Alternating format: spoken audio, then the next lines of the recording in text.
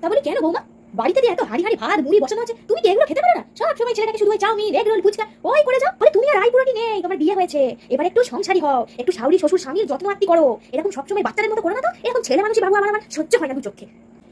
একটা কথা বলছি মা, মাফ করবেন। বিয়ের আগে তো আপনারাই বলেছিলেন আপনাদের একটা অল্প বয়সী মেয়ের দরকার। একটি অল্প বয়সী মেয়েকে আপনারা আপনাদের বাড়ির বউ হিসাবে চান। 20-র পর নাকি মেয়েরা বুড়ি হয়ে যায়, 20-র পরে এর মেয়ে নাকি আপনাদের বাড়ির বউ হলে চলবে না। তাহলে মা, কেন আজকে আপনারা এটা ভুলে যাচ্ছেন? একটি 16, 17, 18 বছরের মেয়ের মধ্যে সেই ম্যাচুরিটি কখনোই থাকে না, যেটি একটা 25 বা 26 বছরের মেয়ের মধ্যে থাকে। বয়সের সাথে সাথে তো তবেই ম্যাচুরিটিটা বাড়বে। হঠাৎ করেই তো একটি 17 বা 18 বছরের মেয়ের মধ্যে বিয়ের এক সপ্তাহের মধ্যেই ম্যাচুরিটি চলে আসে না। যেরকম তার বয়স, সে তো সেরকমভাবেই কথাবার্তা বলবে, সেরকমই ব্যবহার করবে।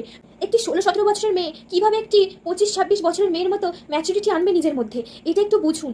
এই কথাটা শুধু আপনাদের জন্য নয়, সমস্ত ছেলের বাড়ির মানুষদের জন্য, যারা এরকম বিয়ের আগে অল্প বয়সী মেয়ে খোঁজেন বিয়ে দেওয়ার জন্য, তারপরে বিয়ে হয়ে গেলেই আপনারা চান সেই অল্প বয়সী মেয়েটা একবারে 26, 27 বছরের মেয়েদের মতো ব্যবহার আচার আচরণ